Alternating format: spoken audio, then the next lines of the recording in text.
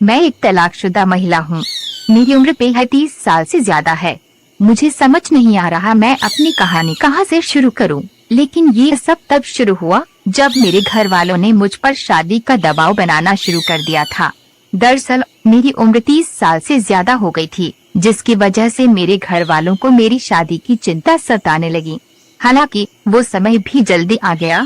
24 नवंबर 2017 को मेरे घर वालों ने लाखों रुपए खर्च करके मेरी शादी की। मेरी शादी दिल्ली के एक छोटे से परिवार में हुई थी, जहां मेरे पति के अलावा ससुर और ननद ही थी।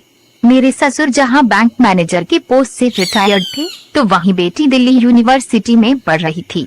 शादी की पहली रात को ही मेरे पति ने रोते हुए मुझसे कहा कि वह मर्द नहीं है। मेरा मन टूट सा गया। एक तो इतनी लेट शादी की, वो भी ऐसे इंसान से। लेकिन फिर भी हिम्मत रखते हुए मैंने अपने पति को इलाज कराने के लिए बोला। हालांकि मेरे पति का व्यवहार अच्छा था, जिसकी वजह से मैंने इस बात को अपने घर वालों से छिपा कर रखा। हफ्ता भर तक सब ठीक रहा, लेकिन शादी के 10 दिन बाद ही मेरे ससुराल वालों ने मुझे परेशान करना शुरू कर दिया था। सभी तस्वीरें सांकेतिक हैं। हम यूजर्स द्वारा शेयर की गई स्टोरी में उनकी पहचान गुप्त रखते हैं। इस सब की शुरुआत घर के कामकाज से हुई। मुझे खाना बनाने को लेकर भले बुरा कहा जाने लगा।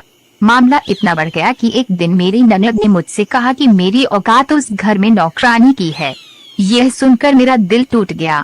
तब पहली बार मैंने आत्महत्या करने की कोशिश की।